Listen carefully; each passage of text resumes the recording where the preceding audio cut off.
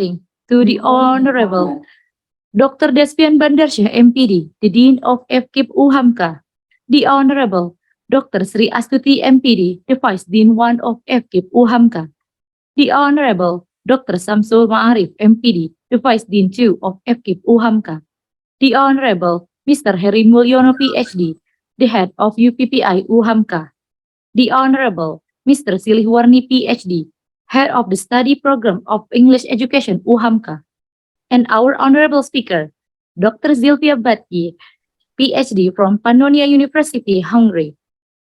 Respectable to all researchers, lecturers, and all participants in FKIP UHAMKA. In the name of Allah, the most gracious, the most merciful, all praise be to Allah, the Lord of the world. Salawat and salam are always poured out to our Prophet Muhammad sallallahu alaihi wasallam. Peace be upon him, and may we all get his insertion. Amin. I am Melanie Febriani as your Master of Ceremony in this afternoon. On behalf of the committee, I would like to extend a warm welcome to our speakers, Dr. Szilvia Batsyi, and to all participants to our agenda, visiting professor with the topic Translanguaging in Theory and Practice. Beginning this session, reciting the Holy Al-Quran by Mr. Irfan Maulana SIP. To Mr. Irfan Maulana SIP, the stage is yours. Bismillah. Assalamualaikum warahmatullahi wabarakatuh. Waalaikumsalam. أعوذ بالله من الشيطان الرجيم.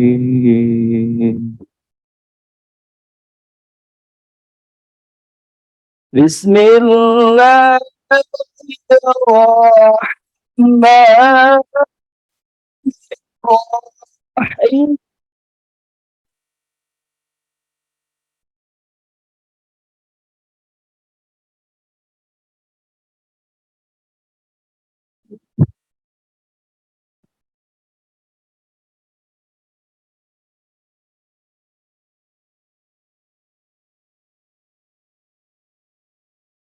وننزل من القرآن ما هو شفاء ورحمة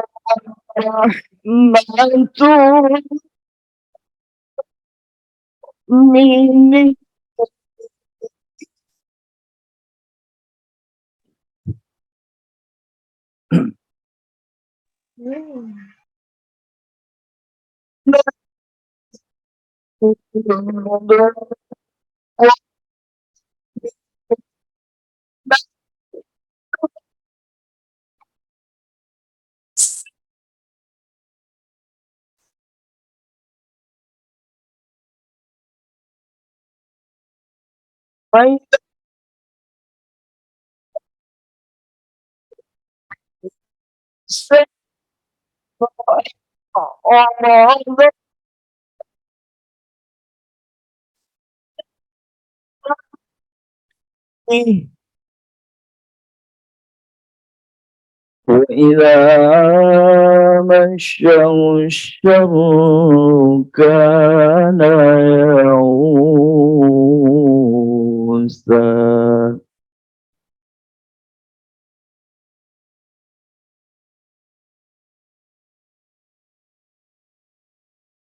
قل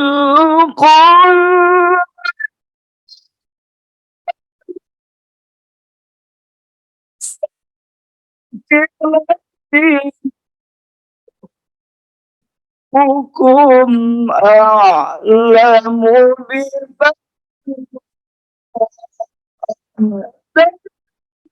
تكسبون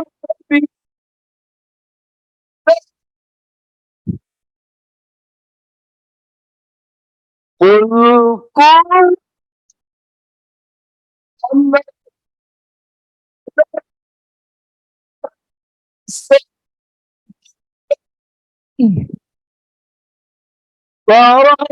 فربكم أعلم بمن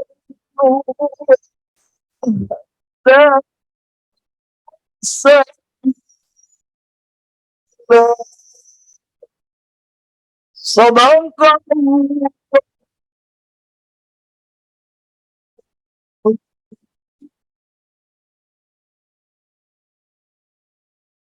Assalamualaikum warahmatullahi wabarakatuh. Thanks to Mr. Irfan Maulana. We hope that who read and listen get the blessing from Allah Subhanahu wa Ta'ala. Amin.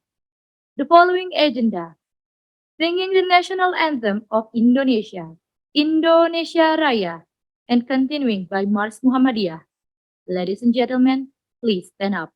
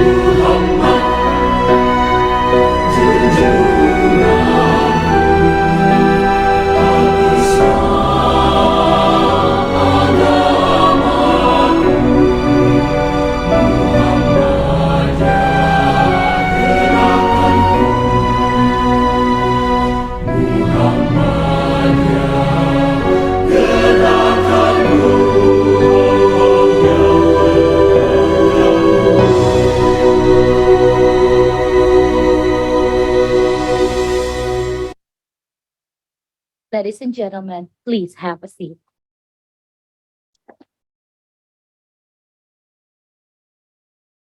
Next agenda, Greeting speech from the Dean of Education and Teacher Training Faculty, Mr. Dr. Despian Bandarsyah MPD. To Mr. Dr. Despian Bandarsyah MPD, the stage is yours. Thank you. Assalamualaikum warahmatullahi wabarakatuh. Alhamdulillah. Alhamdulillahirabbil alamin. Wa bihi nasta'in ala umurid dunya waddin wa ala alihi wa sahbihi ajmain. Asyhadu an la ilaha illallah wahdahu la syarikalah wa ashhadu anna Muhammadan abduhu wa rasuluh la nabiyya ba'dah. Allahumma sholli ala Muhammad wa ala ali Muhammad. Honorable Dr. Szilvia Batsyi from University of Pannonia, Hungary. My colleagues, Deputy Deans at Faculty of Teacher Training and Education, Head and Secretary of English Language Education Study Program, Siliwarni PhD, and Cahya Komara MPD, and all invited guests and all participants of this visiting professor program. Good afternoon. On behalf of the Faculty of Teacher Training and Education, I am pleased to welcome you all to this visiting professor program organized by the English Education Department of the University of Muhammadiyah, Professor Dr. HAMKA. Our faculty have a strong commitment to widen the staff and student horizon through various academic experience, not only in national but also international scope. We have run various international programs, built partnership and collaboration with a number of universities in different countries. Visiting professor is one of the program organized by English Department, which invites scholars from different countries to share their perspective of various topics. Today, we are very grateful that we have Dr. Szilvia Batsyi from the University of Pannonia, Hungary. She will deliver a topic concerning translanguaging in theory and practice. This topic is very crucial, especially in our multilingual context. As we know, English in Indonesian is positioned as a foreign language. The use of English in everyday situation is still uncommon in Indonesia. This situation requires the English teacher to provide a approach when teaching their student.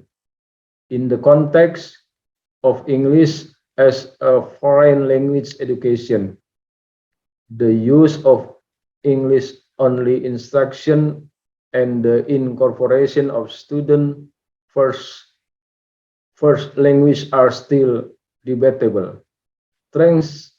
Translanguaging as a concept which allows students to use their native language knowledge to support language learning in the target language classroom becomes relevant to topic discussed. There is a view that translanguaging could help multilingual learners comprehend and communicate English as a foreign language learning material. It is also expected to help students improve their English proficiency by enabling them to make connection between their home language and English. We will learn more about this from Dr. Szilvia Batsyi. I hope everyone enjoy this program and it can be beneficial for all the participants. Nasru minallah wa fatun qarib wa basyiril mu'minin. Wassalamualaikum warahmatullahi wabarakatuh. Thank you. Thanks to Mr. Dr. Despian Bandarsyah, MPD, for the speech. Move to the next agenda, our main event. The speech from the keynote speaker, Dr. Szilvia Batsyi from PANNONIA University, Hungary. This presentation will be handed to our respected moderator, Ms. Nurhandaini Supratiningsi, MPD, the Lecturer of English Education Department of FKIP UHAMKA. To Ms. Yani and Dr. Szilvia, we invite the two of you to the stage and the golden hour is yours. Okay, thank you very much. Good afternoon, ladies and gentlemen, everyone in the Zoom, and then also all of the lecturers here in Ruang Sidang A. Good afternoon and Assalamualaikum warahmatullahi wabarakatuh. Well, welcome to English Study Program in UHAMKA, Dr. Szilvia. And then I'm Yani, and it will be an honor for me to be your moderator for this presentation for this afternoon. It is a non-program, the Translanguaging Theory and Practice. Well, before we start, let me introduce a little bit background about the Dr. Szilvia here.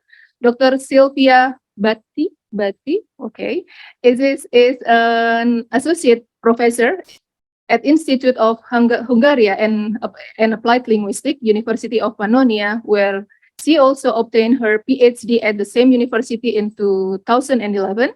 And her teaching areas are applied linguistics in English and multilingualism. She had been granted scholarship and grants in communication and pedagogy field from several countries, namely Hungary, Ireland, Slovakia, Netherlands, and started from 2007 and until 2015.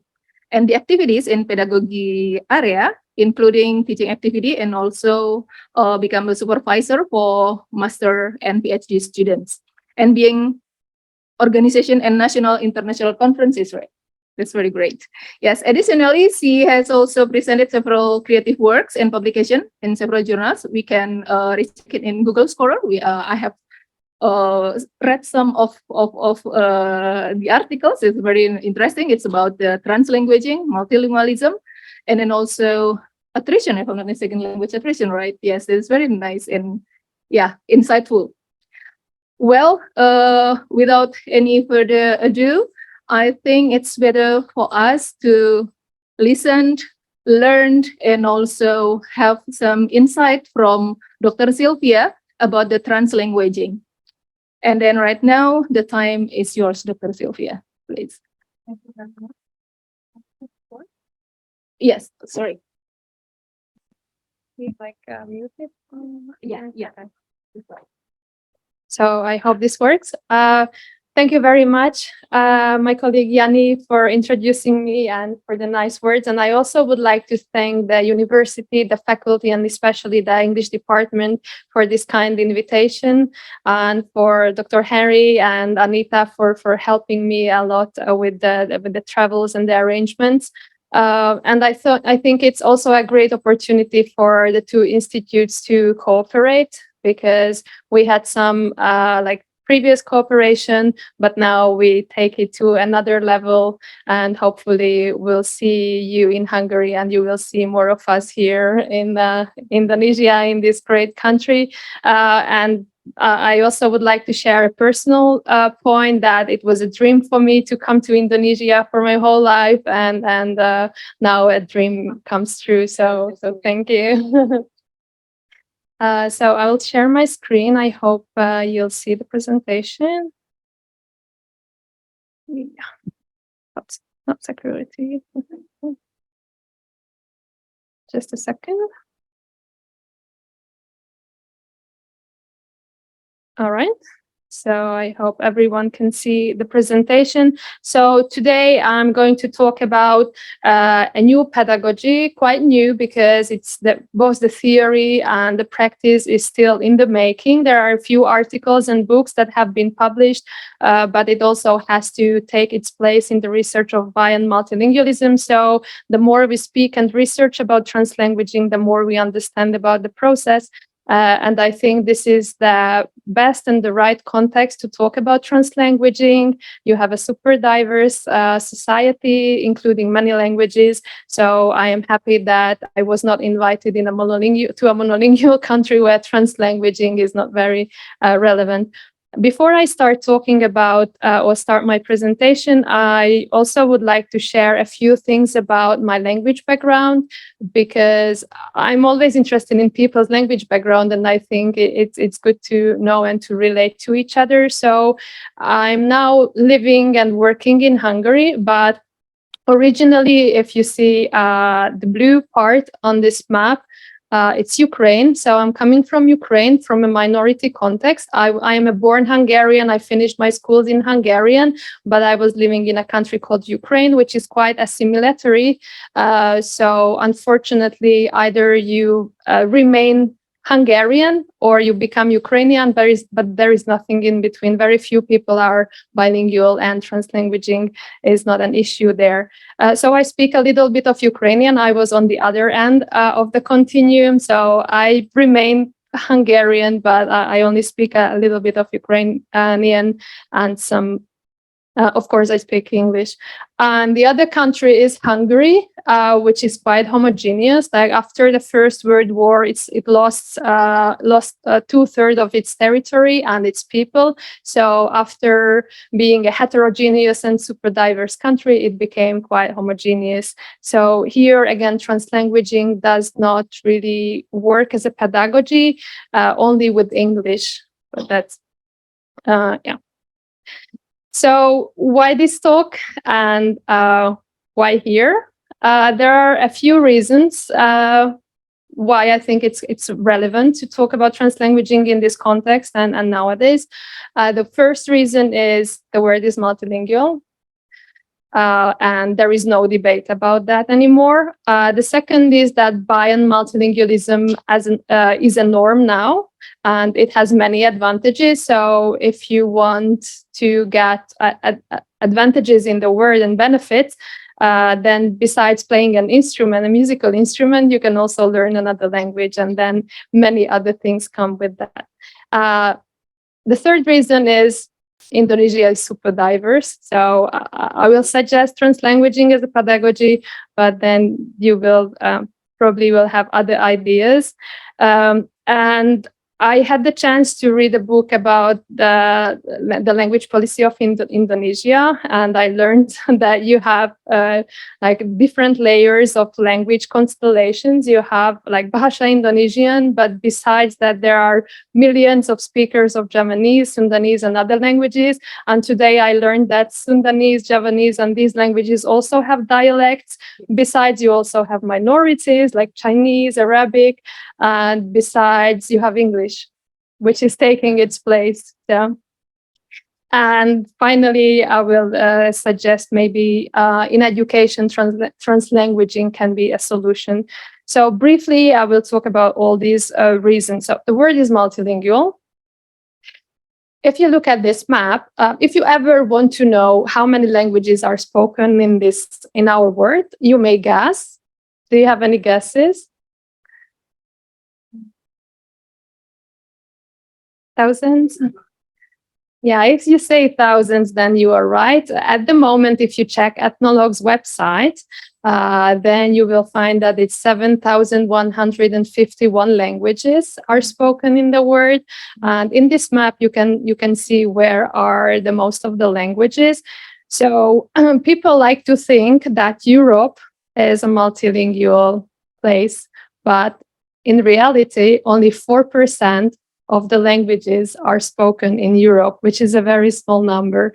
33% of the languages are spoken in Asia, 30% is spoken in Africa, and there are some 15% in South America and in the Pacific region. So when we talk about multilingualism, we don't talk about Europe, but we talk about Asia, Africa, we talk about parts of America.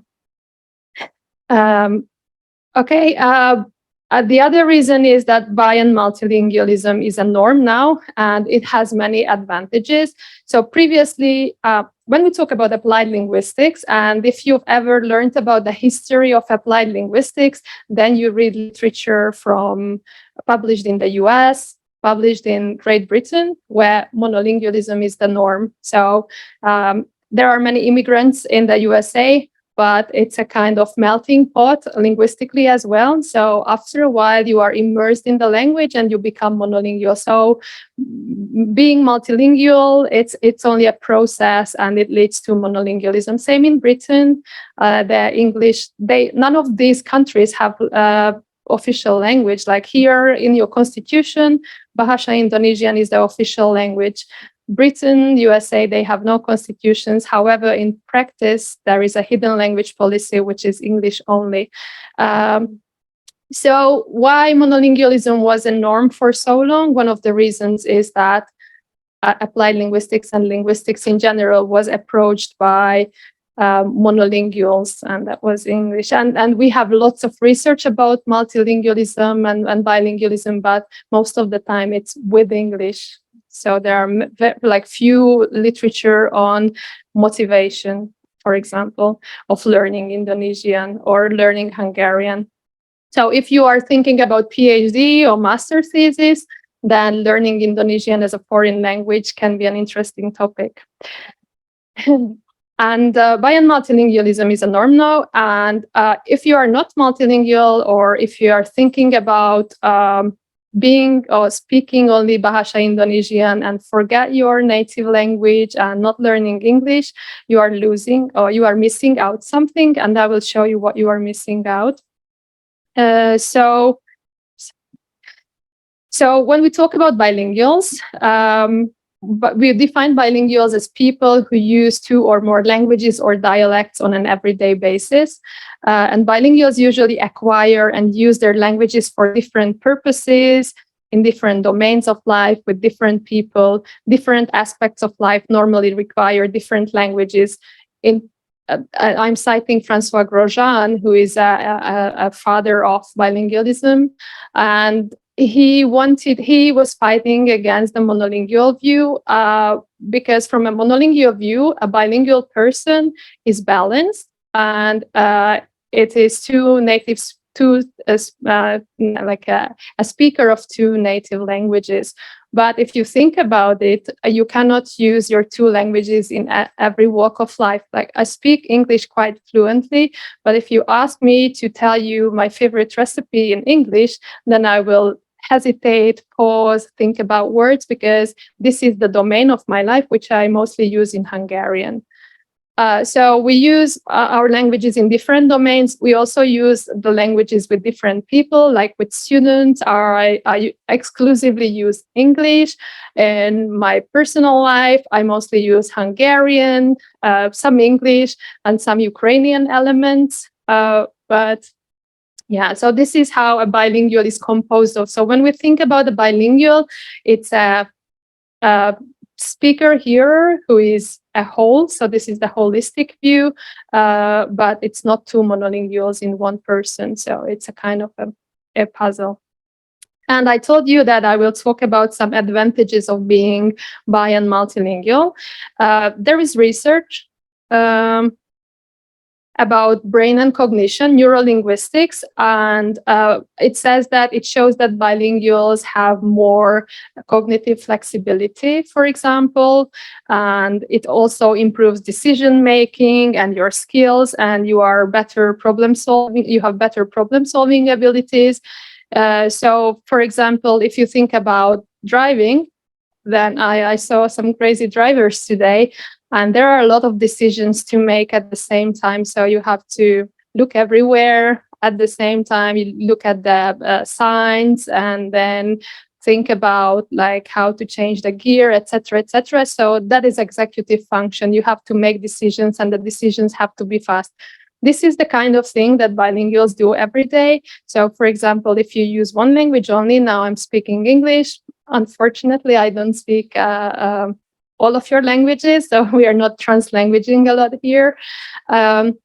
So I have to inhibit my other language. You always have to suppress your other language. And that is such kind of activity for the brain that keeps it healthy.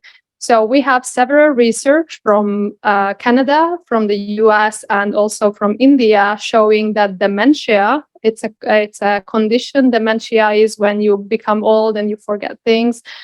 So it comes later for bi and multilinguals because using two languages keeps your brain healthy and active. So that is one of the advantages. There are fewer people who get the condition of Alzheimer's as well. So bilingualism is good for your brain. There are academic advantages. So if they look at bilingual and monolingual populations, then bilingualism gives you more success in professional life. So that's also an advantage. But if you think about it, when companies or any institutes hires people, speaking another language is also always an advantage, and they pay you more money as well. So you can also write in two languages. And today I learned that Yanni's daughter, for example, started to get familiar with the Cyrillic alphabet. So if there is another language which uses a different alphabet, then it also opens up another word. And of course, culture. So there are many that you also gain cultural competency. So you understand other cultures. And for a long time, someone raised their hands. And for a long time, I was thinking that we could decrease the number of wars by speaking the language of the other person or the other nation, because we would understand them much better. So that's also, you also have multilingual awareness. You understand the making of the two languages, and it's also good for children because they can distract themselves from the language easier, which means that they, like, for example, there is a research that I would like to give you as an example.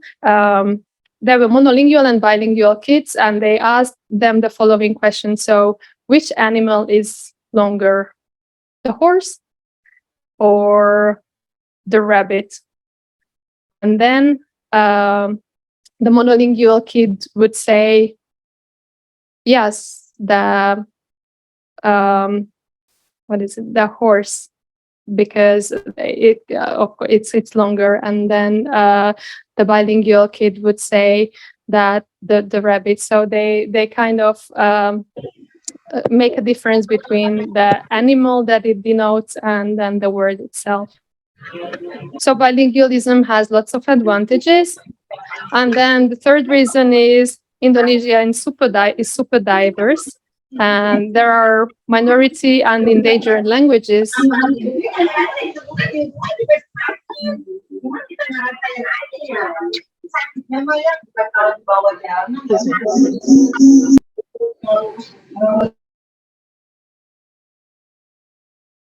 Okay, breaks now. Okay, so Indonesia is super diverse. There are many layers of language use, and because you have a hierarchy in languages, so you have dominant languages, less dominant languages, then you also have endangered languages, and then the question of sustainable multilingualism comes in the question, because yes, it's great, you are multilingual, but there are people who do not understand like how important and advantageous bilingualism is. And then, for example, I had a keynote speech in Purwokerto University in January, and there I talked about language attrition, so the phenomena of how you lose your first language and what happens then. And then someone asked, so yeah, I moved from Sumatra to Java, and then I had this and this first language, and when I moved I stopped using that language, so I kind of lost my first language. And it was very unusual for me to see that even within one country, like not moving to another country, you can lose your first language. Stay muted. Okay, so there is this question of sustainable multilingualism. So how can we keep up our languages? And then you have children, and you also would like them to be multilingual. So, for example, you come from another region. You spoke, for example, Javanese. Here you speak, I know, Bahasa Indonesian only, and then you would like to give this heritage to your child to transmit. But then in the society, there is not much value of the language. So how do you like encourage your child to acquire the language? Yeah. So there is that. So this is Indonesia. We are getting closer to the topic. And as I said, there are many languages spoken in the world, 7,151. And in Indonesia, you are really like contributing to this number, because there are 711 languages spoken in this huge country. And here you can also see the distribution. So only 19 are institutional, which means they are taught in schools, and there are developing languages, and there are many dying languages, and also languages that are in trouble. That these are the languages that mothers don't use anymore with their children. So there is something to be done to keep this number, and also to think about sustainable multilingualism. And one of the places, or one of the domains of life where this can be sustained is education.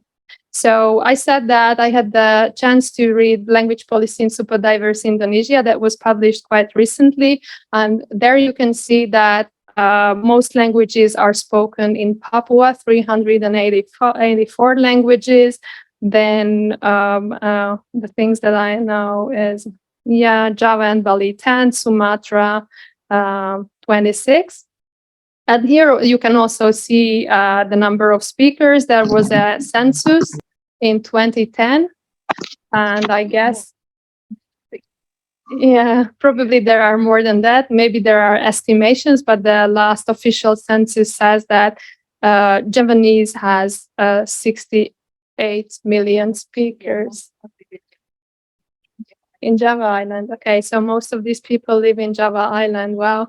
And then you have Sundanese, 32 million speakers, and these are not official languages. And for comparison, the official language of our country, Hungary, has 10 million speakers. So that's very small. And if we take people who are not living in Hungary but speak Hungarian, it's 15 million maximum. So even these official languages, and these are, so there are many languages, and you can also see the status of these languages. And so multilingual education in a country like this, from an applied linguistic point of view, is a must. You should really respect what you have and somehow sustain. So let's just read this citation from Horneberger about what is the best multilingual education. Multilingual education is, at its best, multilingual in that it uses and values more than one language in teaching and learning. 2, intercultural in that it recognizes and values understanding and dialogue across different lived experiences and cultural worldviews. And education that draws out, taking as its starting point the knowledge students bring to the classroom and moving toward their participation as full and indispensable actors in society, locally, nationally, and globally. So first of all, the first is, so it uses one or more languages in education. And I know that in Indonesia, you have more languages in education. You also have the minority languages. But if we look at the curriculum, then to some extent, it is multilingualism leading to monolingualism. So Bahasa Indonesian is more valued in the education system, but I cannot say for sure. Maybe you will enlighten me later. Then it is also intercultural, so there are different lived experiences which you gain through language, so it also respects that. And the last part is that it builds on what students bring to the school, and that is a starting point. So it's not one recipe for all, but it takes into consideration what students bring culturally, linguistically into the school, and then you build on that. And if you think about language teaching, then we very rarely consider what students learn in English through digital technology, gaming, etc. So we do not bring that into the classroom, which is a way. So about the role of languages in the education system, this is what I found, and then probably you know more. So the role of Indonesian language, there is the National Education System Act number 20 per 2003, articles 33, 1 and 2, which says Indonesian as the state language is the language of instruction in national education. Indigenous language may be used as a medium of instruction in the early stage of education if needed in the delivery of particular knowledge and skills. So it respects translanguaging in the early stages of education. So you can bring your Javanese, you can bring the Sundanese of the students into the classroom, but only to help them to be monolingual in school. So according to an educational model, Ofelia Garcia, who is one of the founding members of Translanguaging, says that this is a convergent model, which is the use of the two languages concurrently in ways that subordinate one language to the other. So there is always one dominant language. The teacher's intent is always to develop a language of power or to make content in the majority language understood. Thus, when the minority language is used, its only purpose is to support instruction in the majority language. So it really supports knowledge acquisition or education in Indonesian. Yeah. So I also looked at the curriculum and the role of Indonesian in the curriculum, and it shows that significant hours of instruction in Indonesian are placed during primary schooling. So in primary schools, they have more Indonesian and later less, which resulted in the increase of literacy in Indonesian language. So if you look at this figure, between 2013 and 17, then you can see that literacy in Indonesian increased. However, we don't know what kind of literacy is that, so what the person is able to do in Indonesian. The role of English, here we are here to talk about, at each conference where I go or what I organize, it's always about English. And we are researching from 1930 till nowadays, what is the key to successful language learning? And by language learning, we mean learning English. Of course, this is a language which is economically gives you advantages. But there is a cost that we pay for this. As I said, we have few research only about learning other languages. So the role of English, according an act from 2003, it says foreign languages may be used as languages of instruction at certain levels of education to strengthen students' ability in foreign languages. So it supports the acquisition of language. And Sugiharto in 2015, in one of his articles, says the Indonesians' positive perception of English cannot be separated from the image of English as a language of modernity, superiority, prestige, and sophistication. And I think this is true for all contexts, not only in the Indonesian context. So, and there are some debates whether English in Indonesia and in some current countries is the new high variety. Like the languages usually like Arabic, they have the high variety and the low variety. There is modern standard Arabic, and then there are other varieties of Arabic. So the high variety is always the MSA, the modern standard Arabic. So here, Bahasa Indonesian is the high variety, but now because English is doing a placemaking activity that is maybe becoming a new high variety in society, we don't know. And yeah, I can also see that in our country as well. Yes, and there is the question, of course, of linguistic imperialism, that English above all. But tomorrow I will talk about more this topic. Yeah. And then the role of indigenous languages, you have many. And there is a quite recent 2014 decree saying the cultivation of indigenous languages is conducted through the teaching of indigenous languages in each region, occurring in primary and secondary education, and the teaching of indigenous languages in each region occurring in the equivalent program of education. So as far as I could understand, there was a decentralization of education. So each region can decide on the degree to which they use the indigenous language in that region. So I also found this Muatan Local, which is the local content subject. And I hope you can talk more about this after the session. So the role of indigenous languages seems to grow. So it is a kind of sustainable multilingualism in education. I don't know, I haven't seen any research to what extent this actually is happening.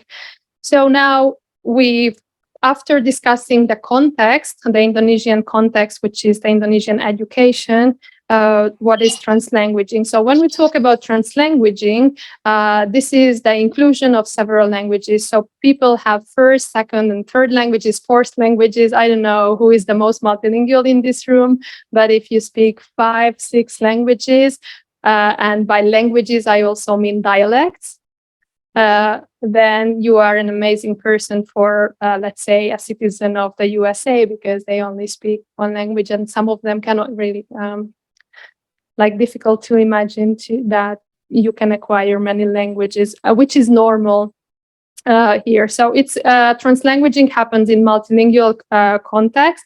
So the focus is on multilingualism, which looks at the relationship between the languages when conducting research, teaching, or assessing different languages. And it wants to make hard boundaries between languages soft.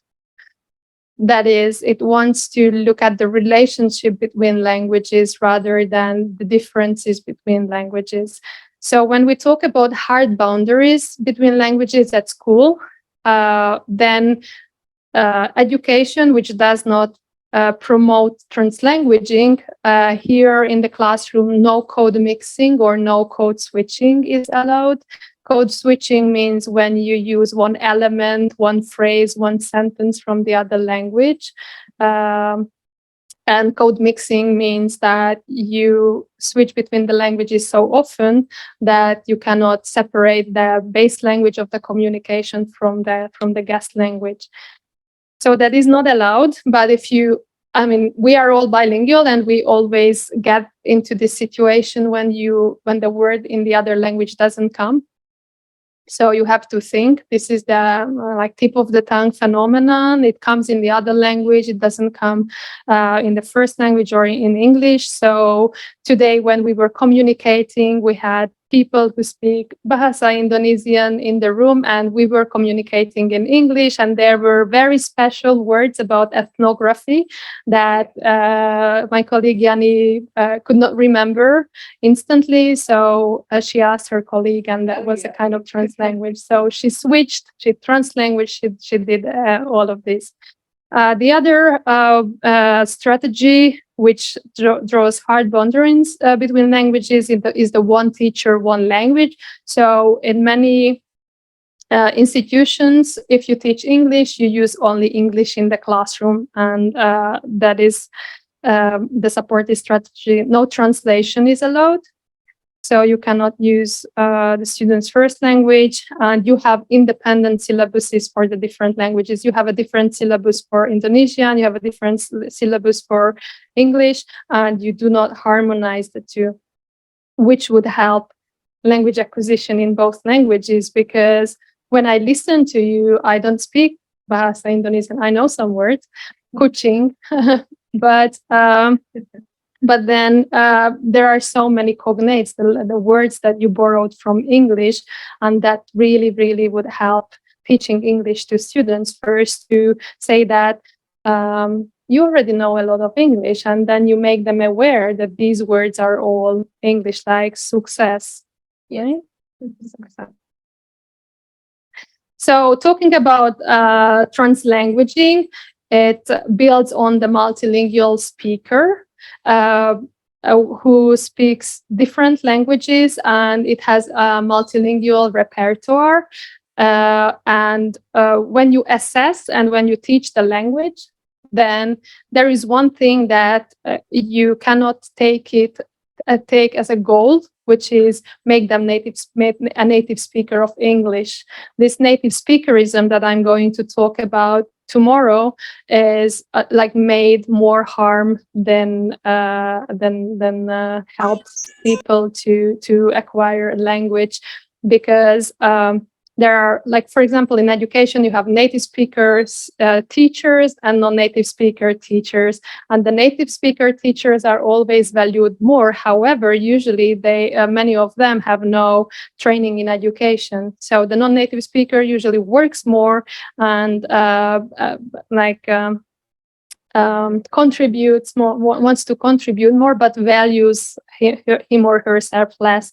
And sometimes it also shows financially. So, yeah, and the same with the learners. So you want them to become native speakers.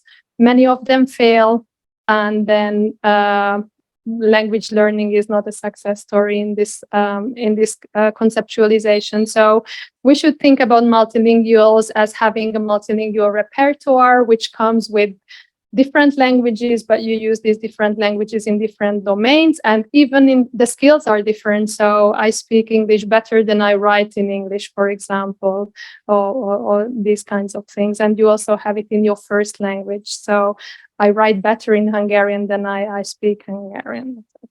So it builds on the whole repertoire, which is not only linguistic, but also cultural. So with the language, you also have cultural issues, and it takes social context into consideration, and then language policy comes into the pictures, like the value of the languages in the society, plus the thing that I mentioned previously, that students might have learned a lot of things through digital technology. They use CMC, computer-mediated communication, a lot. And there you use different words, which are abbreviations, like in my time, they use LOL, which is laugh out loud, things like that. So they already acquire a lot of English besides.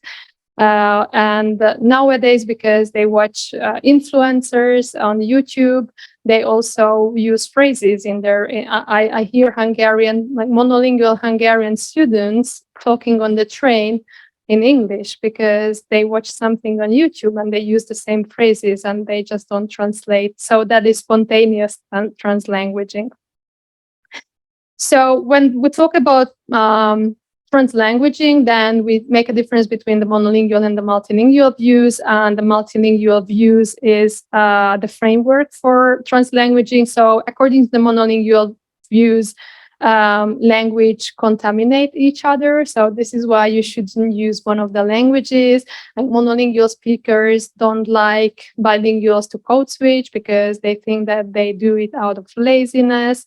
However, according to the multilingual view, languages reinforce each other. You know a lot of English-based words in Indonesian, so you reinforce English learning with that.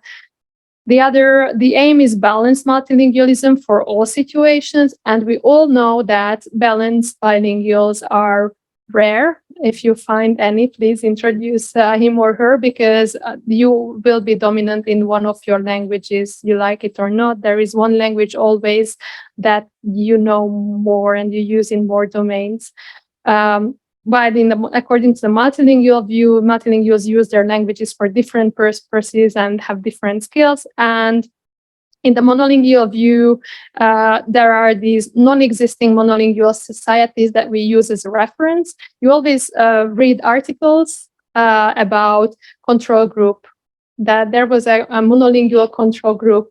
But who is what is the monolingual control group? Like, there is no group which uses the language the same way. There are always people who speak dialects. There are always speakers using the language in different ways.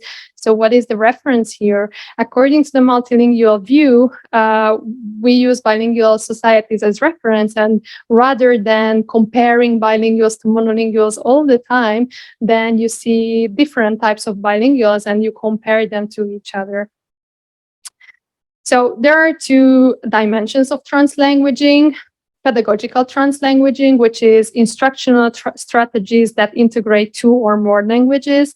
And it's also a theory, and it has been used in practice as well. And the one that has been before pedagogical translanguaging, that has been developed before, is spontaneous translanguaging. It is the reality of bilingual usage in naturally occurring contexts where boundaries between languages are fluid and constantly shifting. So if you see, this means that if you see students translanguaging in the classroom, which is spontaneous translanguaging, you can build on that, and then you can make them aware that they are translanguaging, and that's good, and how it can help them. So rather than thinking about pedagogical translanguaging and spontaneous translanguaging as a binary, so either or, we should think about them as something, as a continuum. So spontaneous can become pedagogical if you have, if the teacher has the creativity and the toolkit to turn spontaneous into pedagogical. So translanguaging requires a deeper understanding than just translating, as it moves from finding parallel words to processing and relaying meaning and understanding. So translanguaging is not spoon-feeding your students that you translate the words all the time. That does not help. It's rather making them aware that, oh, this is the same construct in both of the languages. Oh, these are the same words in both the languages. Or making a request in Indonesian requires you to be more polite than in English. So you can also have this kind of, there are different conceptualizations of translanguaging. So the first time when translanguaging was used, it happened in Wales, where Welsh and English are used in schools. So Ken Williams went to schools, he visited them, and he tried to explore translanguaging practices, and he collected them and labeled them as good practices, which should be spread in different schools. So according to this, identify successful and planned bilingual pedagogical practices at school. I will show you one research in Indonesia. So you go to schools where Javanese students are enrolled in Java Island, as I found out, and see how they translanguage and then collect the good practices. Then you define the characteristics and label them as translanguaging, and then propose their extension to other bilingual classes in schools. According to Ofelia Garcia, this is the USA context. You observe natural, unplanned bilingual communicative practices in different contexts. In this case, of course, in the US, you have many immigrants, so you have Spanish and all these languages in school.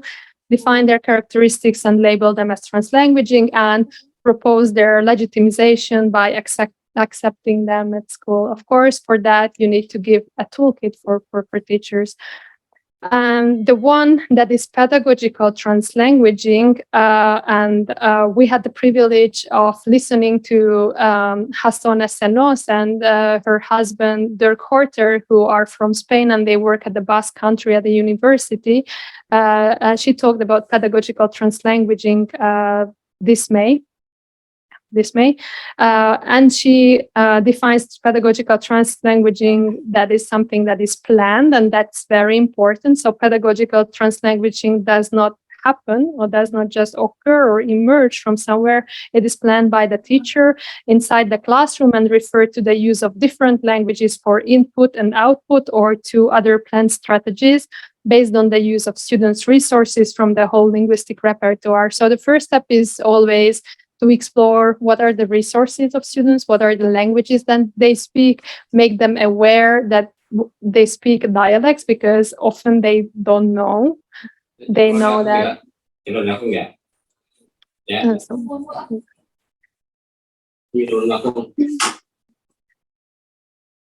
Translanguaging, yeah.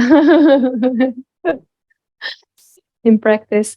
The core characteristics of translanguaging, so the type of program, it should be multilingual education or second and additional classroom language education. So there are different types. Maybe you have them here in Indonesia, CLIL, content and language integrated programs. So that is a good context.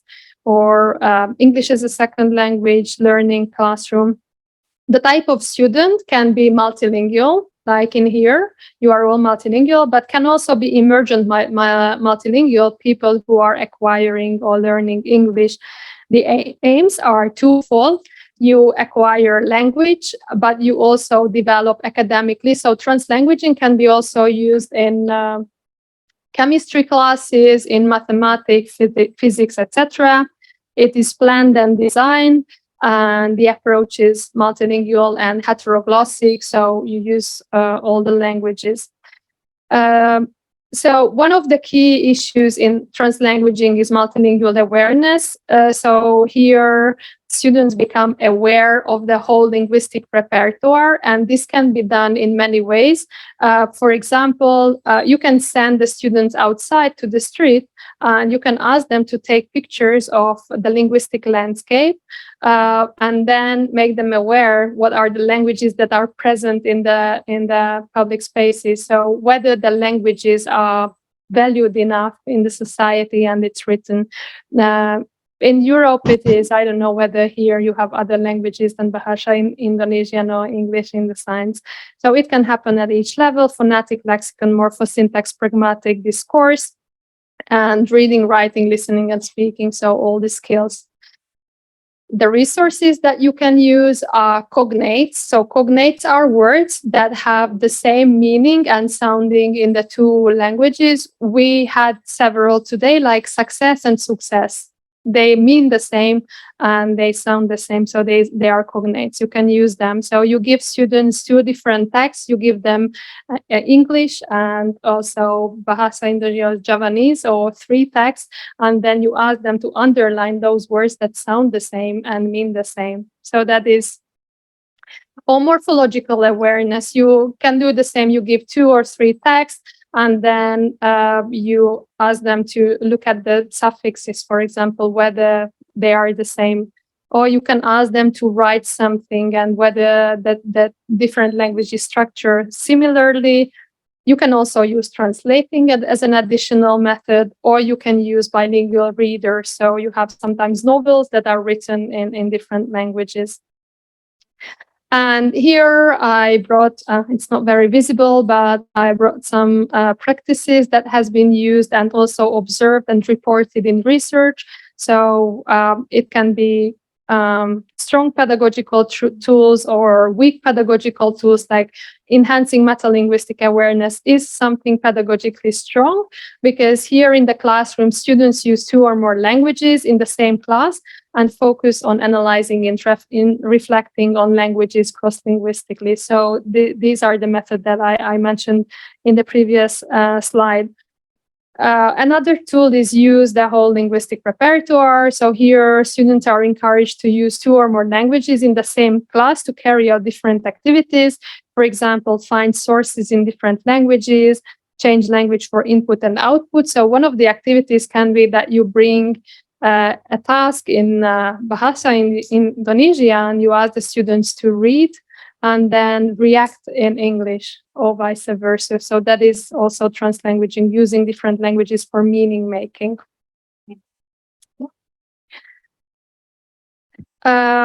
So translanguaging direction, it shouldn't be something that inhibits minority languages. This should also support the use of the majority language and the minority languages, and also in the case of English, that the use of the international language.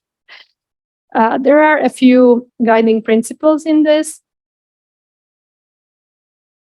That is the task of the teacher. So you need to design breathing spaces for using the minority language. So you cannot just wait for the students to start talking in the minority language. You should create tasks that require them to use the minority language. So you should direct them and help them to use it, develop the need to use the minority languages through translanguaging. So tell them how. Use emergent multilinguals resources to develop metalinguistic awareness. So emergent multilinguals are language learners. So you should build on their resources. Use their experiences to develop language awareness and multilingual identities. So here it's not only that, okay, I speak different languages. So I don't know, am I Bahasa Indonesian or am I Javanese or who am I? You should help them that you are all of this. So a multilingual identity is built of different aspects of different languages. And you can also link spontaneous translanguaging to pedagogical activities. So when you see it's happening, you can make it pedagogic. And I said that I found one piece of research, which is a case study by Rasman, published in the Indonesian Journal of Applied Linguistics in 2018, to translanguage or not to translanguage the multilingual practice in an Indonesian EFL classroom. So Rasman, is it a male or female? Rasman? Male. So he he asked the colleague to make video recordings in his class and then transcribe the text. And he had two questions, like in what ways translanguaging happens and how it is linked to linguistic ideology in Indonesia. And I brought examples of what happened in the classroom. And you, if you read it, you will understand it more. So I'm not going to read it, I think. But then here you can see that there is one student, Anna, who starts something in Javanese. And then this one, and then continues in English. The text generally tells about, and then there is a Javanese, and whatever, Nganu. So, yeah. So there was a misunderstanding, like, so, yeah. So what happened here that they wanted to find out what dialami means, and then the like there was a misspelling, and then answered diawali, which means started. So they wanted to translate something. So they used Javanese to confirm and to translate, for example, in a task. So the strategies that the teacher used in the classroom: divide the learners into several groups, give them a group task, ask them to discuss the task with their peers using any language they want, and remind the learners that they are allowed to and even encouraged to also use their local languages during the discussion. Of course, there is a danger of them using Javanese only in this case. And the other question was whether there is a translanguaging in the case study is linked to language ideology. And this was Rasman's conclusion. This socio-political construction of language status affects the way the learners constructed the translanguaging space. Even though in this classroom the teacher let them speak any languages to accomplish the task, the learners were still hesitant to use Javanese and embarrassed when their accent influenced their pronunciation in English words. Therefore, it could be inferred that no matter how good the translanguaging space the teacher built, the language ideology of the country, particularly the language status, could still be traced in the way the learners interacted with their peers, because it is likely that the ideology has been quite firmly embedded in them. So when they felt that their Javanese first language influenced their accent in English, then they were embarrassed. So they just don't want to use them. But again, this is when we don't make students aware how difficult language learning is and talk about language learning. So when we teach language, we don't necessarily talk about language learning. So we never tell them that, yes, you acquired one language when you were a child. So your whole system is fine-tuned into the word, into the sounds of that language. So I am a born Hungarian and I have that system I work with. So when I learned English, then of course I developed an accent because I had categories. I had O and A and U. And then there was this English sound that I couldn't categorize. So you make it similar to your already established system. And this is why you have an accent, and that's fine. So this is what we should tell them, that that's fine. If you want to have a perfect pronunciation, native like, then you can work on it, but it's not always necessary. So, and there is an ongoing project in the Basque country by the mentioned persons, Hassan Essenos and Dirk Horter. Let's make the most of multilingualism. And I would like to conclude my presentation with this video. If you don't mind, I would like to play this.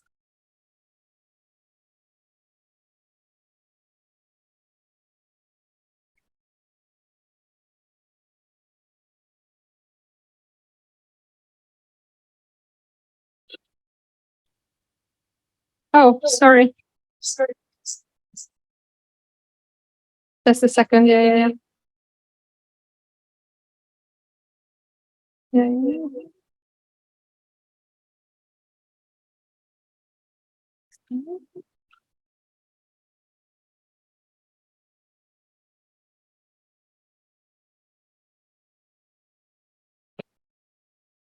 Can you maybe stop me sharing?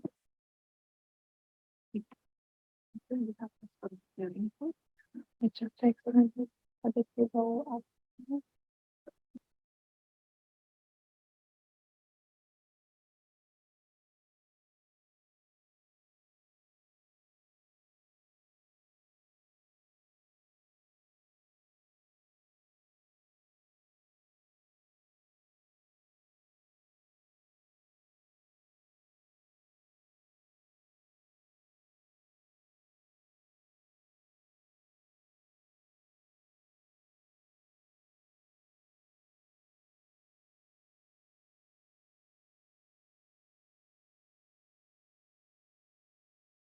Maybe you have to leave the.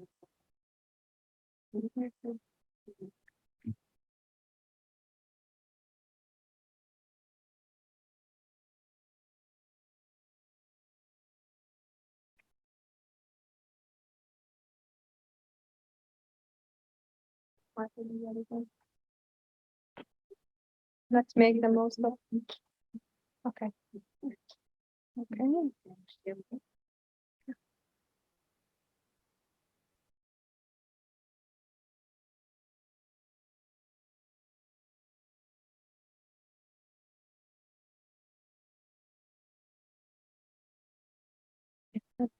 Thank you so much.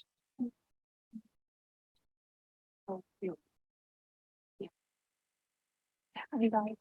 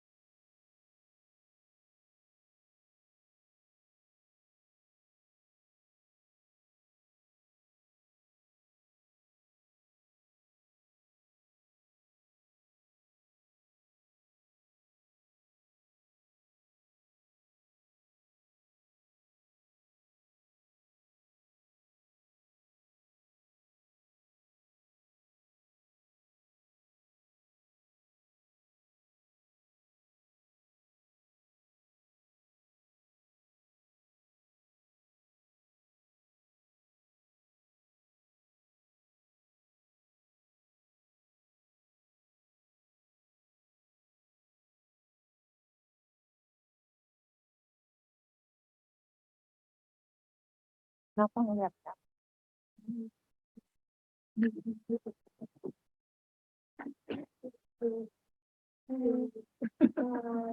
Yeah. Let me.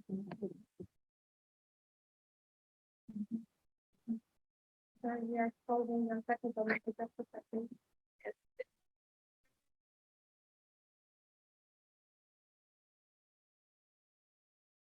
Okay, that's very interesting presentation while waiting for the YouTube, the video that Dr. Szilvia prepared to we can learn from the video.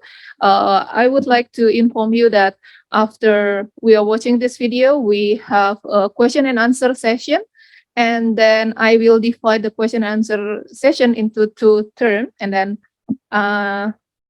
I will give you the first 15 minutes or the first 10 minutes for two question from the Zoom, the participant from the Zoom. Some of the lecturer and also students join in the Zoom, and you have opportunity to give a question by raising your hand, or you can type your question into the chat room, and then the two questions for the participants in the ruang sidang. Okay, so here we go with the video. Yes, Bu Sri, please. Don't. Oh, sorry.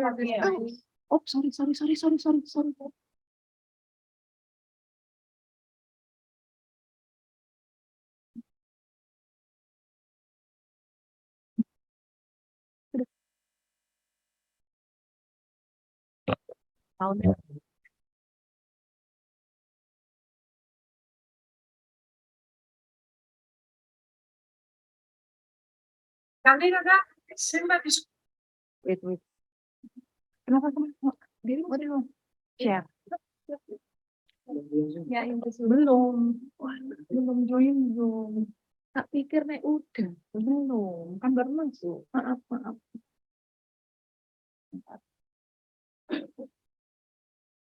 Never mind, we can also send the link in the Chat chat. link aja ya. Yes, Chat that's link what aja. I mean.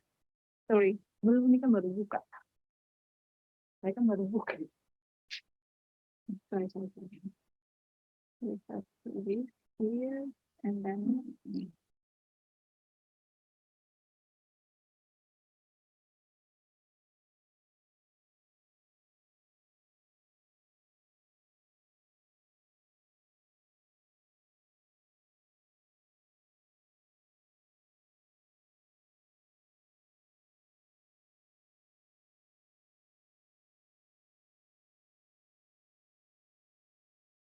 we have already started.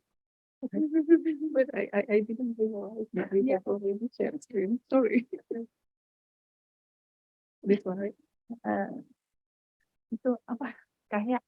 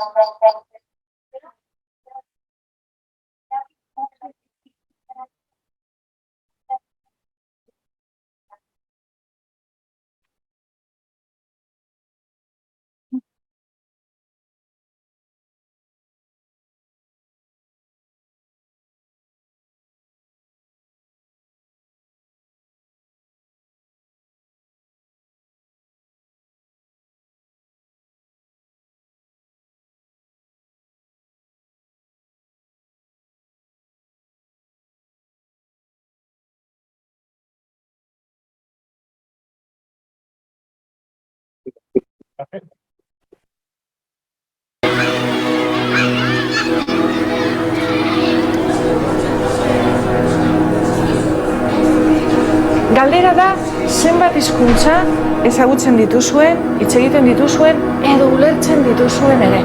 Bale? Bai?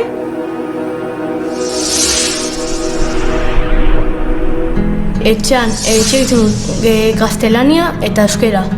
Eskolan gaztelania, ingelesa eta euskera. Euskera, gaztelania eta ingelesa. Lau hizkuntza dakizkit, arabiarra, euskera, gaztelania eta ingelesa. Euskera, gaztelania eta ingelesa.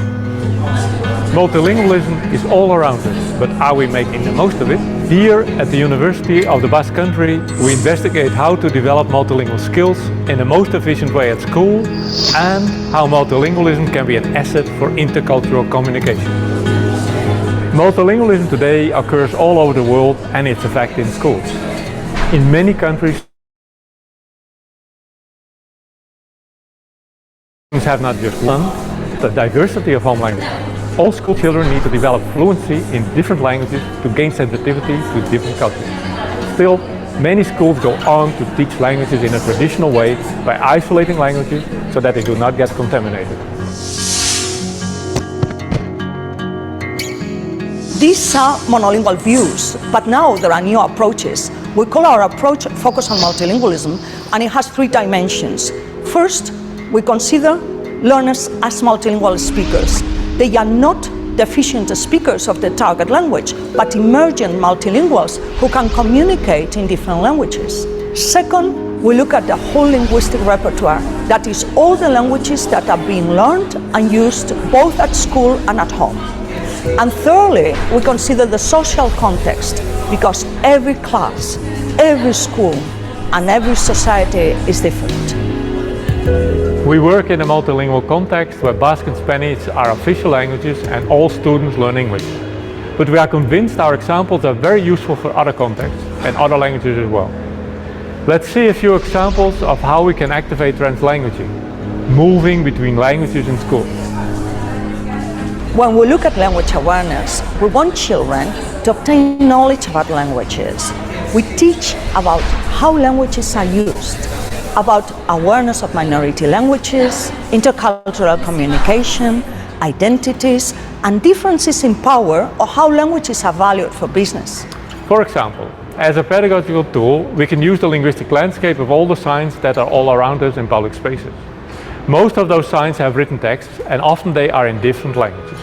Children can be asked to collect some of those signs, and then later in class there can be a debate about the way languages are put on signs, which are given more or less importance. Children can learn in that way to read the world, and they become more aware of the way languages are represented and the need to protect some languages. When we want to activate multilingualism so as to develop metalinguistic awareness, the aim is that the students learn languages in a more efficient way by using resources they already have in their linguistic repertoire.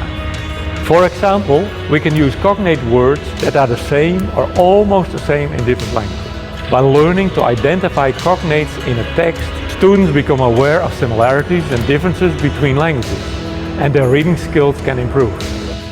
Nowadays, in many schools, some subjects are taught through the medium of English. It's what we call CLIL, or content-based instruction. That is when content and language are combined in the same lesson. It is interesting. Parents and teachers are convinced that in this type of lesson, students should use only English because otherwise they will become lazy if other languages are used. What they forget is that languages are not enemies, but can become friends that help each other.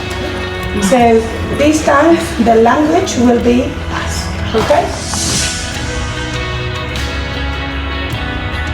In order to learn, we all need to connect our own prior knowledge to new information. Students can learn from their own multilingual resources. By activating these resources, learning can be more effective when learning and using minority languages, national languages or English, in the language class and in the CLIL class. Multilingualism is all around us, also in the classroom. When we are teaching language or any other subject, we want to make the most of it.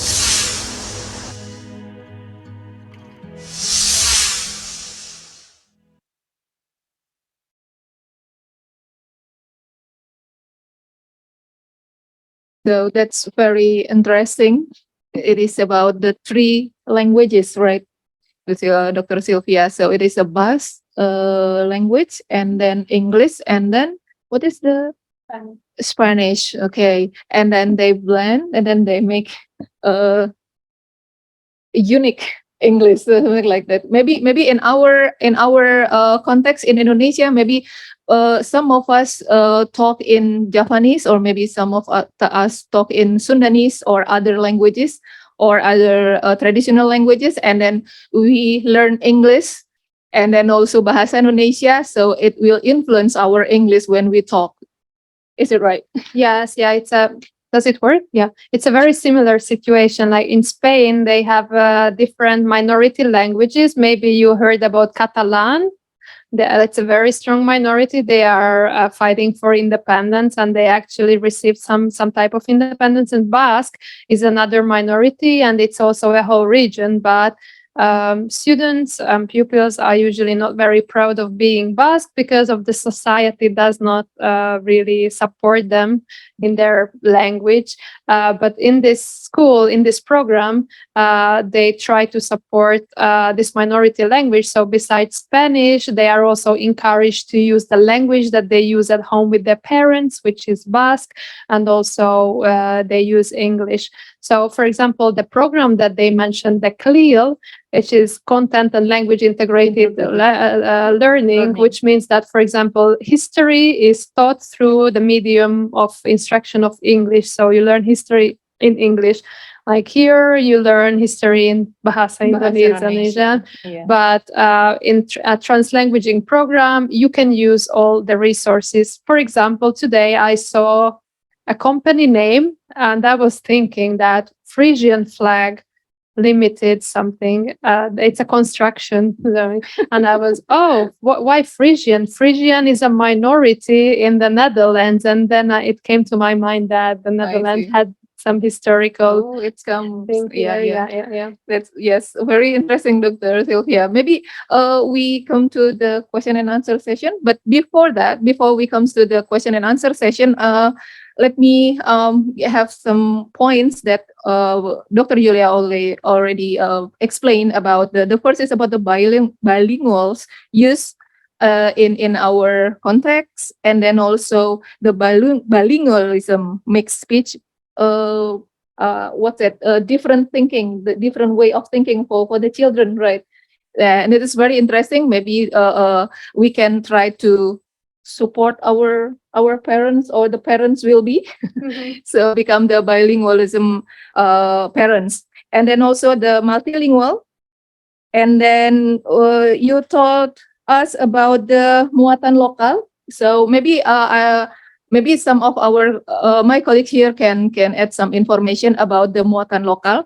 What I know about the muatan lokal here, that in some province in Indonesia, they have their subject in what we call it traditional language. They have the traditional language as their subject at school. It is, yes, that is one of the muatan lokal. So in some city in near Jakarta, in West Java, they have Sundanese subject for their classes. So that's maybe one of the muatan lokal that we can, they learn about different alphabet or something like that. Yeah, and then the last about the code switching and also translanguaging, and more about the what we call it, the pedagogical aspect in the translanguaging. Also, we have a lot of enlightenment from Dr. Szilvia. So right now, maybe I will open the question and answer session from the participant from the Zoom. Maybe there are some of the colleagues or the students from the chat box. Melanie, can you help? Okay, it's there. Oh, I see. Yeah, because I just joined and then some have some problem. Okay, Melanie, maybe you can. Okay. Yeah. Oh, okay. This is okay.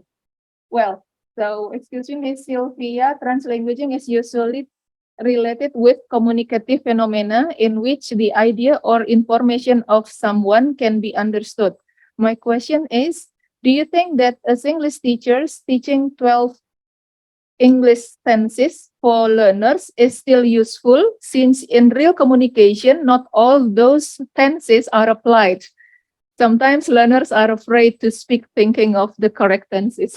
Yes, you are totally right. I'm still afraid to use the present perfect sometimes because there are no real rules how to use the present perfect. So I think in this case, students can be made aware, or you can enlighten them that there are 12 different cases in English, but there are a few that are often used, and there are others which are used in specific cases. So the focus in teaching is on those cases that are most often used, or on those tenses that are most often used, and then you put less emphasis on those tenses that are not that often used.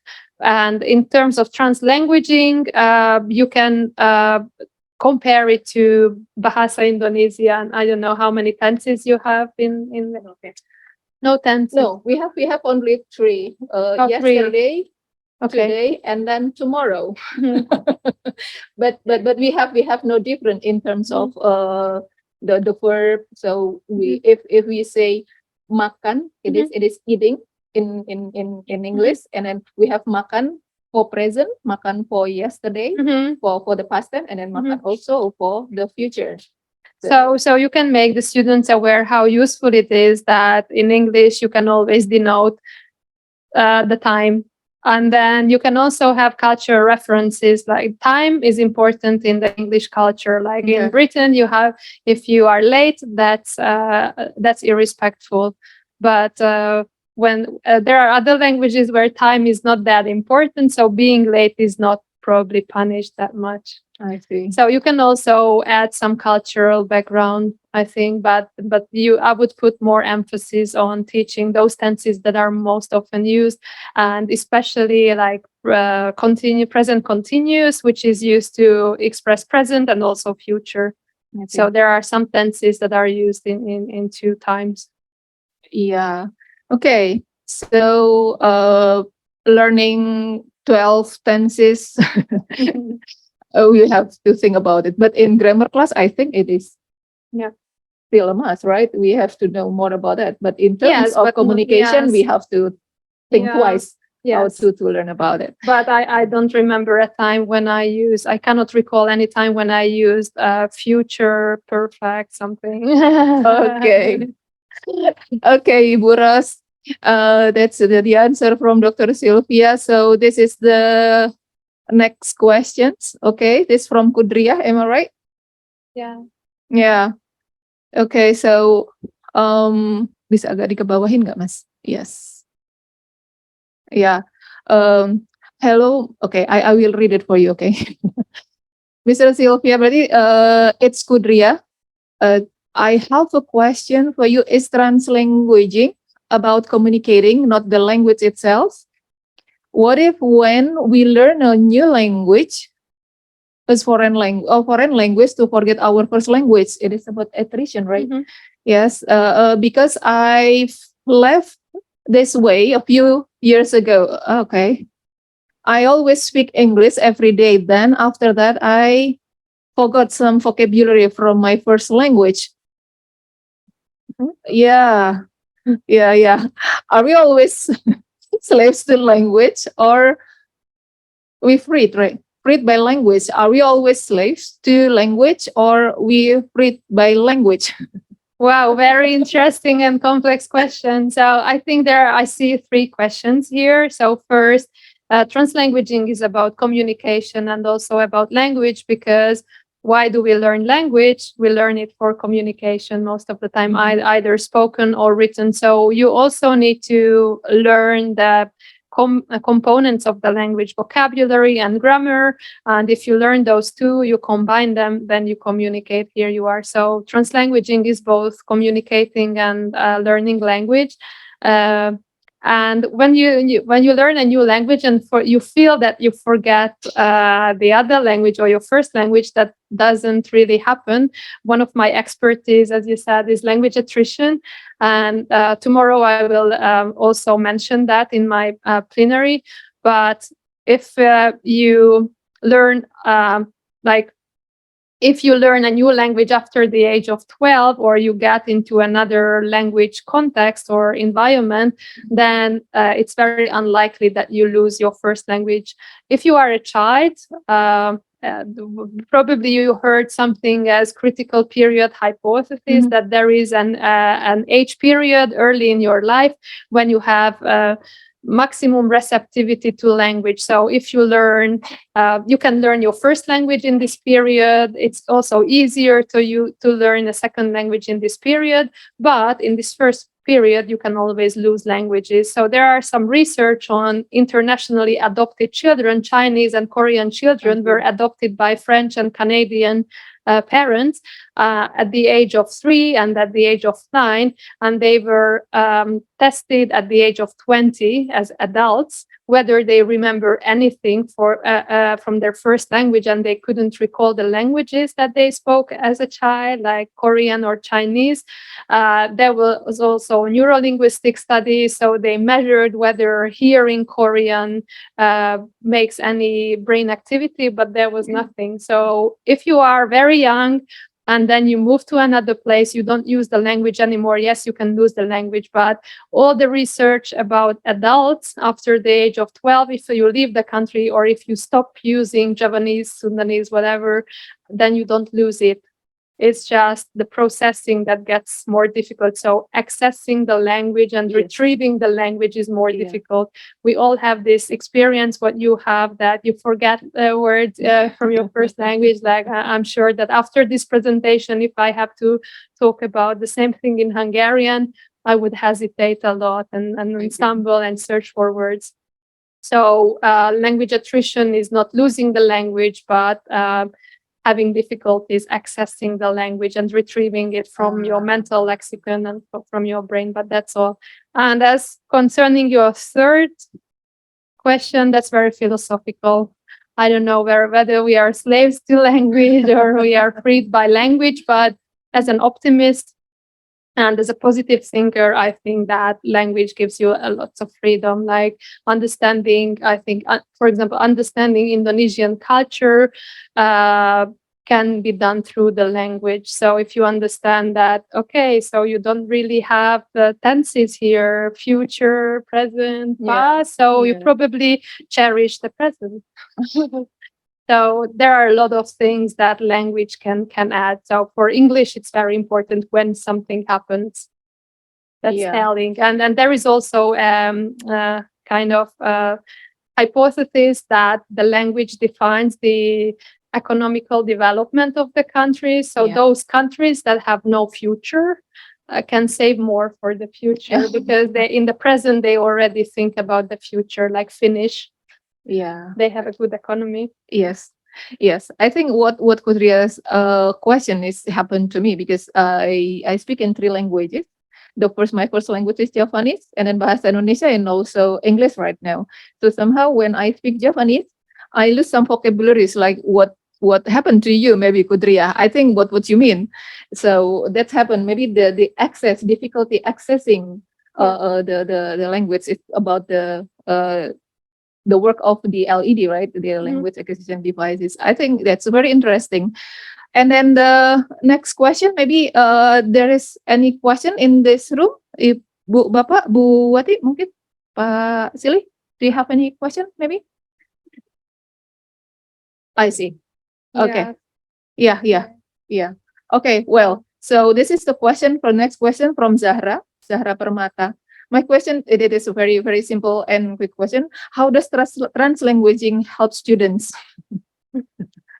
In many ways, it helps them to learn language. And besides learning the language, it helps them to also acquire knowledge, because translanguaging is not only about language learning, but you can use translanguaging in other classes like mathematics, physics, etc. So there they can also use different languages.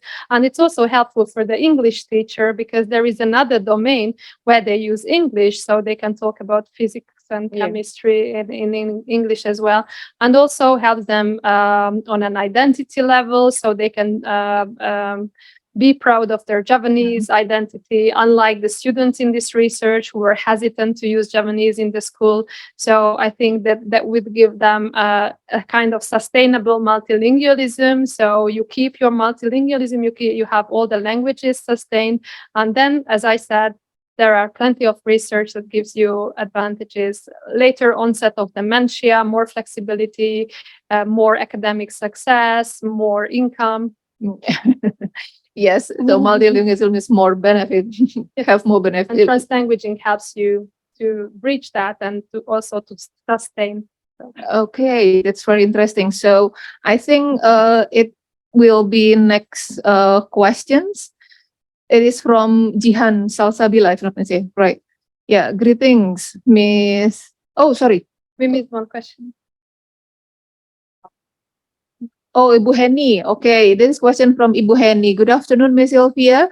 In brief, may I ask to how to effectively implement the dynamic process in which multilingual speakers employ a flexible use of their individual linguistic resource? Okay. Yeah. If you mean in the classroom, then you can use like all the strategies that has been suggested, like translation or making like more multilingual, like increasing multilingual awareness. What are the differences and then the similarities between the languages, but also to encourage them to use their less valued language. So in this case, like it was Javanese. So besides Bahasa Indonesian, and you can tell them to use even their dialects. Okay. And in real life, I don't know. So we all translanguage here. I think it's normal. It's normal practice in the society. So you don't really look something down if he uses Javanese or other languages. Don't know. Yes. Yeah. Okay. Hopefully it answers the questions, yeah, Ibu Heni. And then the next question from Jihan Salsabila. Zahra dulu apa Jihan dulu? Zahra sudah, Pak. Sorry, I speak in bahasa Indonesia. Unconsciously, I speak in bahasa Indonesia. Well, so it is Jihan Salsabila. Okay, greetings, Miss Szilvia. I'm Jihan Salsabila. So, in the first part from your presentation, you show us the number of languages that use in the world. It's 7,000. Something. And my question is, what language have the greatest potential to become international language in the future? Predicting. I don't think there will be another international language in the future. English has established itself. There was a little bit of linguistic imperialism behind because they colonized several countries where English became the lingua franca and then later the official language as well. And on the other hand, English at the same time or as a consequence, also English has become the language of economy, also education. Some countries struggle to keep their languages alive, like Dutch language is really struggling to preserve or to maintain itself because at university level, most of the programs are in English. So they have troubles training doctors in Dutch who can tell the patients their problem in Dutch. So I think English will be, there are always regional languages, lingua franca. So for example, here, now you don't have that, but in the post-Soviet countries, before the war, English was not a lingua franca, it was Russian. So in Ukraine and in other countries, because of economic dependence and all kinds of cooperations, it was Russian. And not English. So there are some regionals, but I think we are very comfortable with English. Yeah, I think in Indonesia, Bahasa Indonesia is lingua franca. It's also official. Officially. I mean, because officially we use Bahasa Indonesia from hundreds of traditional language. Yeah. Yes. Okay. Yes. Maybe one next question from Nadia. Benar ya, Mas ya? Nadia ya. Okay, good afternoon, Ms. Szilvia. I would like to ask you a question. Some argue that translanguaging hinders language learning because the full target language is not used regularly. As a result, in their opinion, learning a new language will be slow. What are your thoughts on this point? Should this argument be excluded from today language learning? This is another excellent question, and there is, this is really a challenging one. But I think that, so we talked about spontaneous translanguaging and other kinds of translanguaging, but I think that if you use pedagogical translanguaging planned and designed, then it helps language learning to facilitate language learning process. What I mean that you only take the elements from the first language or from the second language that are useful to accelerate language learning. So you don't, in this phase, you don't really bother or hinder students to use their first language just too much. So I think there are different stages in language learning. So first you have very limited proficiency. Here the focus is on the new language, and you only take some elements from the previous languages to facilitate learning. And when the student reaches a certain level of communication, then it can become more dynamic. But of course, at the first stage, the languages are only, the first language, second language are only used to facilitate, to contribute to the new learning. But it's not only, so this translanguaging is not only about language learning, but also about keeping multilinguals, maintaining multilingualism and sustaining multilingualism. So this is why the other languages are also used. But this is a great question. Yes, because somehow in our English classroom, we ask our student not to speak in Bahasa Indonesia or other language, just only English in the classroom. So what do you think about it? Because somehow when we speak only, I mean, like when we try to use Bahasa Indonesia in our classroom, the students tend to use Bahasa Indonesia for the next, so they have less time to practice their English. What do you think about that? Yeah, I totally agree. So if the students have less exposure, they become very comfortable using Bahasa Indonesian. They don't need any effort to use the foreign language. So I think Bahasa Indonesian or any first languages should only be used for pedagogical purposes, to highlight the differences or similarities. So like success is success. Things like that. So you always have two texts, you always have English there. So the exposure should be balanced with a more balanced, not balanced, but more focused on English, of course. So yes, I disagree with using the first language all the time in the classroom. Yes. Because this is what they did in my time. This is how I learned. This is how I didn't learn English at school. Because they always use Hungarian. So the translanguaging is more about sustaining the multilingualism. So that's the point. So it will be that is the difference between the multilingualism viewpoints and then also the pedagogical viewpoint.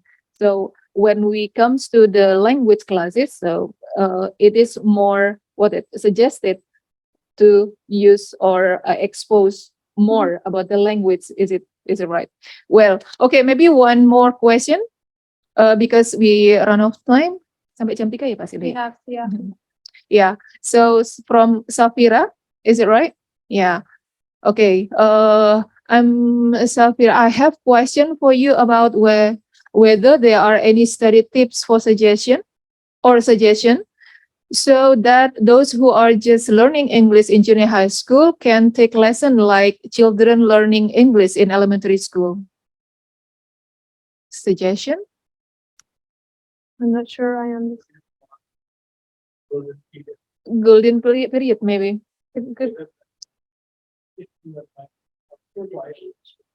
Okay. Yeah. You mean like study tips for later learners, or just? Yeah.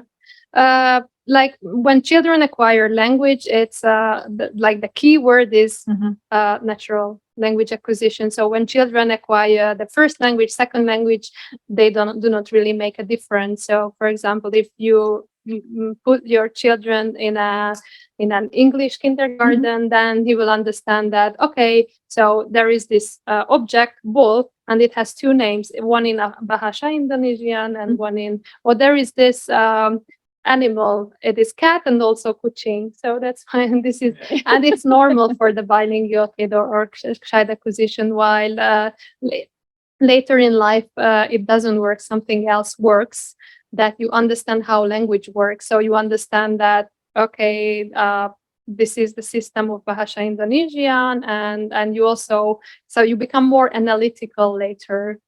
And I don't think that the strategies that you use for children can be used later in life. I see. Yes, because some of the article, or also some I meet some children have difficulties in speech delay. You know, the problem with the speech delay, because in their environment they speak more than one language. Maybe in Sundanese or in Bahasa Indonesia, and also maybe the parents push them to speak English. So, is there any suggestion for you in our context? There's children, or we teach children like that. What do you think about that? About the speech delay for the children who speak more than one language? It's also normal because they catch up, I right? see. Yeah. So yeah, if yeah. you look at the development of children, then one of the argument against bilingualism is that learning two languages is too much for the child, which is natural for many other children. Yeah. So Yeah. it's not too much. They will catch up and they have more advantages later. Yeah. Like they have more than one way of thinking, like you already The only thing that explained. we should change is we shouldn't measure or assess bilingual children with monolingual tests. So in schools, they say that, and it's true that bilingual students have less vocabulary in each of their languages. Altogether, in the 2-3 languages, they have much more vocabulary, but in each of the languages, they have less than monolingual. So this is what we should address and change our assessments. Oh yeah. When it comes to the assessment, it will be difficulties, and although there will be more issues about that, what will become the assessment. So, well, I think that is the last question. So we run off time, Siri. Well, okay, maybe you can have a conclusion statement about the translanguaging. Okay. Ms. Dr. Szilvia, please. Okay. So thank you very much for this whole afternoon session. I learned a lot about your system, and also this invitation made me think about translanguaging in a different context, because as you could see so far, translanguaging has been studied in the US and in the European context, but in none of these places where different language super diversity is present, there is only one case study by Rassmann who looked at one class. So I also received many insights and also challenging questions. And after presentations, my favorite part is always the Q&A part, because that really directs my thinking, and it also will be presented in publications, because that takes gives another turn. And you are living in a reality where multiple languages are present, and you are struggling with keeping first languages, second languages, and also teaching English, which is very valued in the Indonesian context. So thank you very much. And this is only one pedagogical strategy that you can use in the classroom. Of course, there are many others, and many other key issues, such as motivation, for example. And another thing that I will mention tomorrow is there is a new idea that may be a key to success, to successful language learning, is to inhibit your first language. That is, to use your first languages less in a period, and then you have more space and more brain capacity and everything for the new language. Don't be bothered that the first language will disappear. It will not. So maybe that's one of the strategies, to use language. And if you use languages in different contexts, you will acquire it, much faster. So, for example, today I learned two phrases in Indonesian, and I used it in, I think, 6 different contexts, and I think I need 2 more to remember it the right way. So, yeah, use the things in different contexts. And thank you. Yes, yes, very interesting. So what we can underline from our learning today, it is about the translanguage. It's more about the communication, right? So how to make meaning, meaning making, it's more important. And then when we talk about the grammar, I think it depends of the context, in what context that we can use, focus more in grammar, and also about the pedagogical aspect. We still have more concern about the exposure itself for the English, because in our English class, the students still need to listen to the real how the real English is used by the teacher, of course, because they are the model for the students, because there is no native speaker. Maybe not all classes has a native speaker. So I think that's what we can learn from Dr. Szilvia today. Thank you very much for the enlightenment.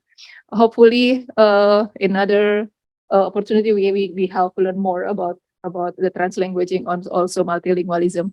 Thank you very much. And then the time right now, I will give it back to Melanie. Thank you, Melanie.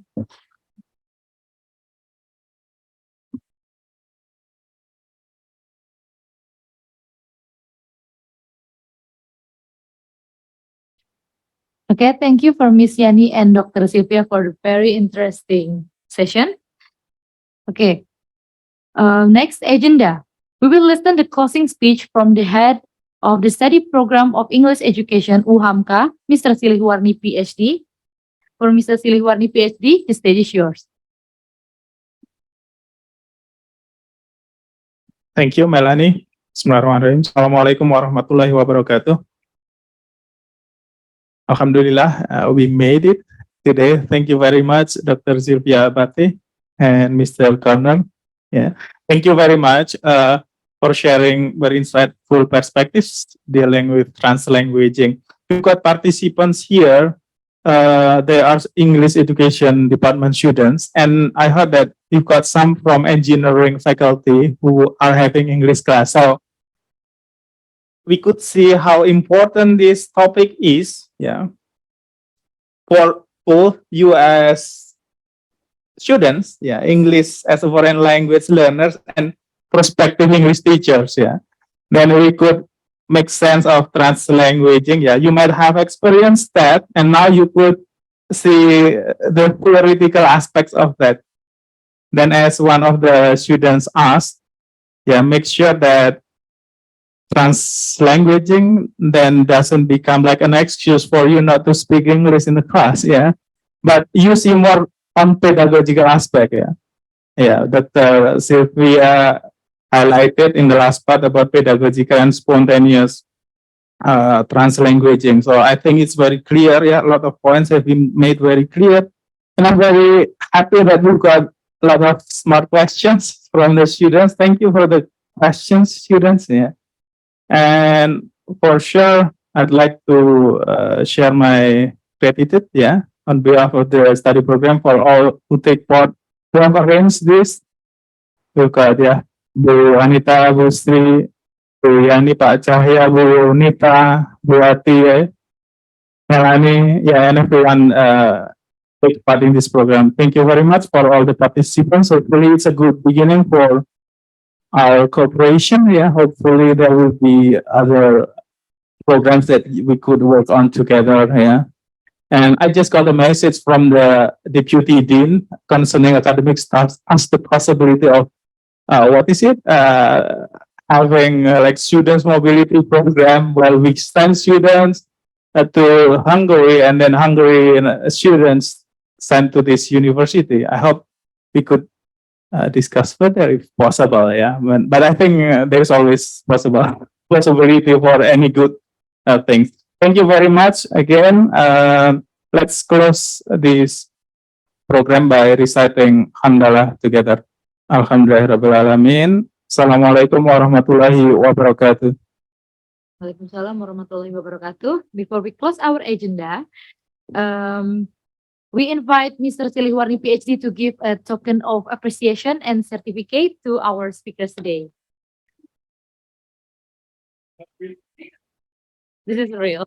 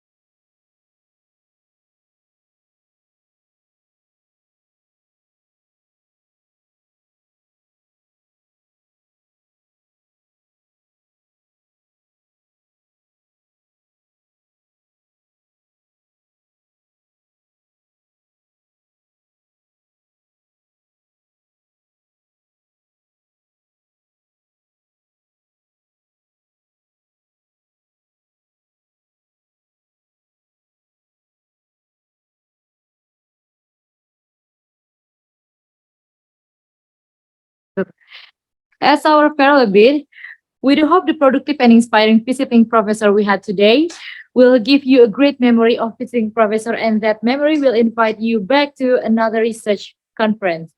Ladies and gentlemen, we now come to the end of the event. On behalf of the committee, we would like to extend once again our deepest appreciation to all your support and participation. We wish you a safe journey back home. Wassalamualaikum warahmatullahi wabarakatuh.